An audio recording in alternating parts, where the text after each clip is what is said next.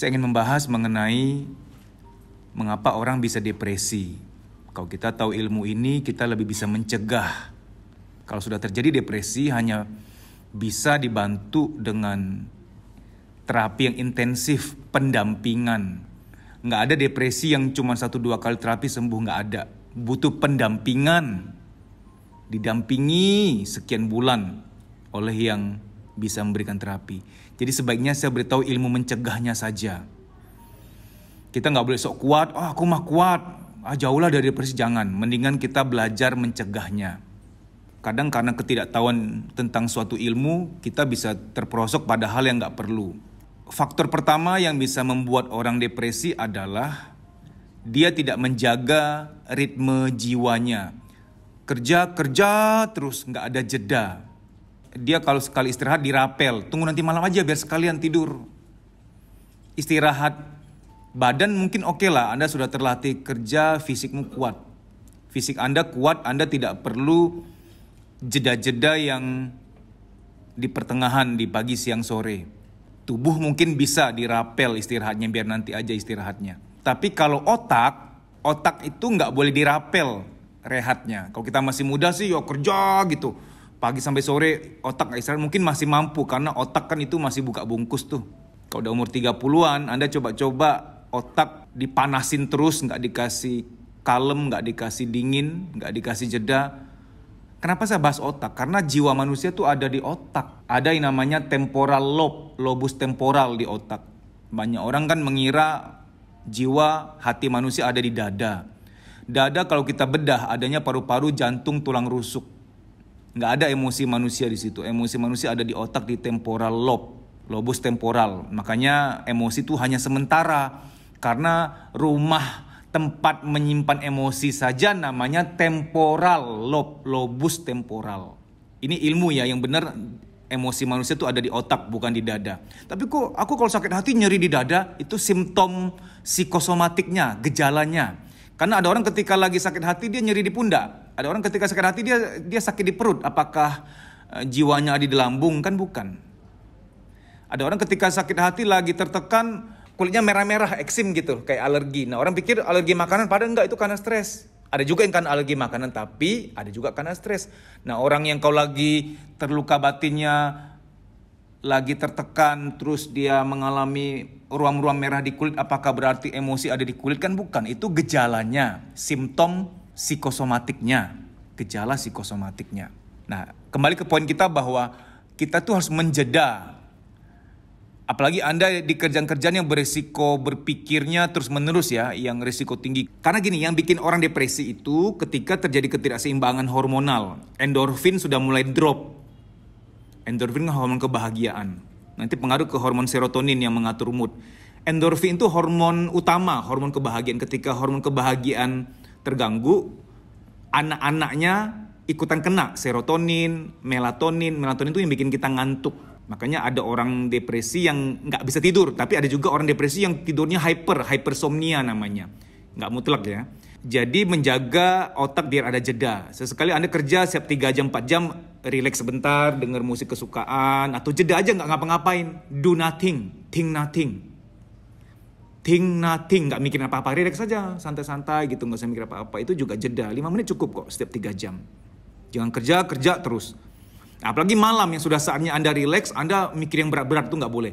Lepas maghrib itu udah nggak boleh mikir berat. Ngerjain matematika pun nggak boleh lepas maghrib. Kalau ngerjain soal matematika, mau belajar matematika sore aja, siang gitu. Karena malam hari itu menurut ilmu neurologi itu kita gelombang alfa, relax. Kita bawa ke gelombang beta, mikir, nanti otaknya tanda petik tersiksa. Oke, yang kedua, kenapa orang bisa depresi? Karena kurangnya dukungan sosial atau dukungan keluarga. Sudahlah keluarganya mama papa toksik, kalau curhat nggak bisa, kalau curhat selalu diomelin.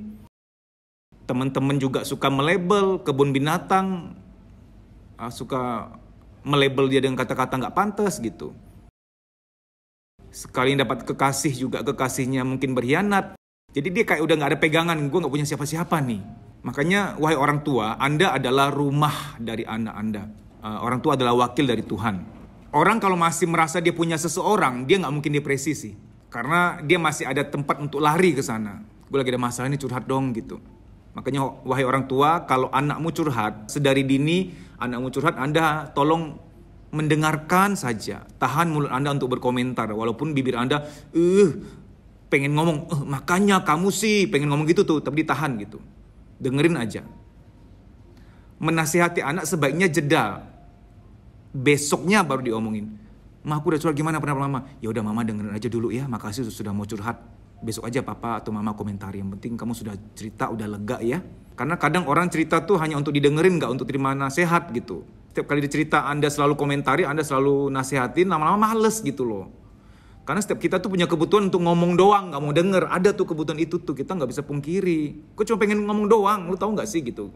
Itu ada gitu loh. Nah, suami istri ketika lagi berdiskusi juga tolong lihat ya. Kalau istrimu lagi capek hati nih, dia kayaknya hanya pengen ngomong deh. Ya udah gue dengerin aja. Dia ngomong Anda juga nggak gitu kali. Tunggu aku jelasin. Tunggu dulu. Aku cut ya. Gini ya. Coba saling atur ritme deh. Yang lagi nggak capek ngalah sama yang lagi capek. Lihat kebutuhan keluarga kita, entah anak, orang tua, pasangan. Kalau dia lagi kayaknya lagi air terjun ya, lagi mau buang air nih. Gue nggak mungkin ngelawan air terjun. Dia lagi mau buang arus ke bawah, gue nggak mungkin bisa lawan.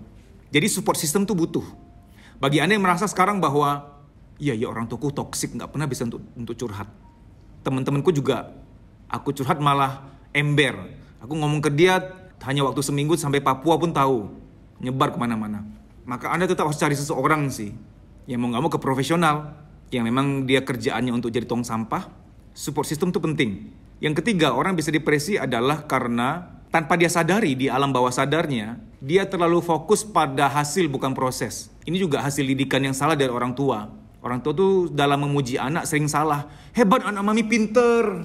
Hebat anak papi ranking 1, ranking 2. Hati-hati dengan pujian-pujian seperti itu. Itu racun. Anda sedang memuji hasil soalnya. Itu mengerikan. Hebatnya anak mami dapat 10. Anda sedang memuji hasil, itu bahaya. Boleh sesekali. Seimbangkan dengan memuji proses. Ma, aku dapat 9 matematika.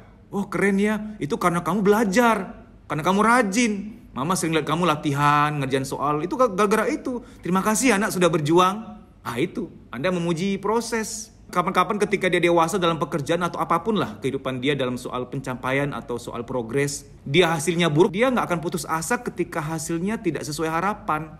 Karena dari kecil dia sering dipuji prosesnya, perjuangannya. Mengerikan loh kalau Anda didik anak Anda bahwa kamu harus ranking 1 ya anak, itu mengerikan. Anda sama aja tanda petik maaf nih, naruh bom waktu pelan-pelan hanya soal waktu pasti meledak. One day ketika pekerjaan proyek yang dia kerjakan gagal, udah dia nggak mau pulang ke rumah atau kalaupun di rumah dia nggak mau keluar, di kamar aja nutup diri dari dunia sosial karena dia kayak nggak sanggup menerima kenyataan bahwa dia bakal dikatain bahwa dia gagal. Dia nggak sanggup menerima kenyataan bahwa orang-orang akan menilai dia gagal secara hasil. Jadi mulai sekarang wahai orang tua, siapapun, gak cuma orang tua, pasangan, kamu terhadap suamimu, kamu terhadap istrimu. Sayang, sorry ya, aku kemarin ini, gak apa-apa, kamu kan udah berusaha. Itu indah banget, itu enak banget. Biar dia mengerti bahwa kita orang sekelilingnya fokus pada prosesnya dia, perjuangannya dia. Itu paling aman. Saya rasa ya, orang gak akan depresi loh kalau dia selalu dihargai perjuangannya. Bahkan waktu anak pulang, Ma aku dapat 6 matematika, sorry mama. Gak apa-apa sayang, mama tahu kamu udah berusaha. Makasih anak sudah berjuang, gak apa-apa soal hasil, yang penting kamu sudah berjuang. Beda hal kok kamu gak belajar sama sekali, barulah mungkin mama kecewa. Kamu belajar kok, kamu berjuang kok. Itu anak selain dia happy karena mendapat penerimaan, dia juga ada rasa sungkan sama mamanya. Dia akan sungkan, ya ampun mamaku baik banget. Aku dapat nilai jelek aja gak dimarahin, malah dipuji, malah diapresiasi perjuanganku. Pokoknya aku harus bahagiain mamaku. Aku pengen mamaku benar-benar bahagia kelak gara-gara aku benar-benar bisa maksimal. Biar dia sendiri yang mengusahakan untuk membahagiakan kamu karena hasil. Bukan karena dipaksa dia harus menghasilkan. Sekarang cek ya, kita udah pada dewasa nih. Aku tuh mindsetku yang mana ya? Aku fokus hasil atau fokus perjuangan ya? Fokus proses ya? Nanti Anda jawab sendiri. Kalau ternyata kayaknya aku orang yang terlalu fokus hasil deh. Maka hati-hati ya, cukup tahu aja Anda rentan untuk mengalami ya hal itu. Mulai sekarang mulai sugesti diri, sugesti. Aku menghargai proses perjuanganku. Diomongin terus, aku menghargai proses perjuanganku. Soal hasil Tuhan yang menentukan. Sugesti terus. Aku sangat menghargai setiap perjuangan, setiap ikhtiar, setiap usaha yang aku lakukan. Soal hasil itu di luar kendaliku, hanya Tuhan yang menentukan.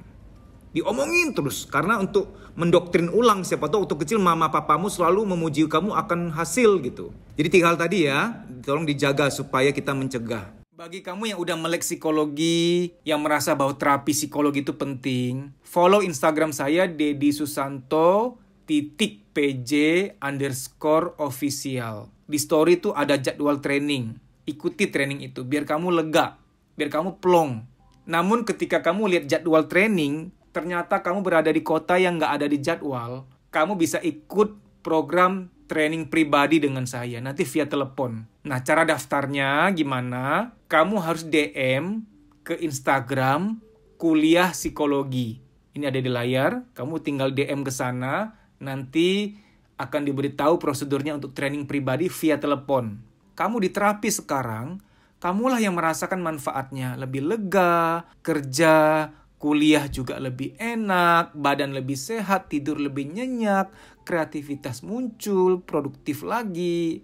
Manfaatnya berkali-kali lipat. Sampai jumpa, dimudahkanlah bahagiamu, dilancarkan urusanmu. Amin. Terima kasih.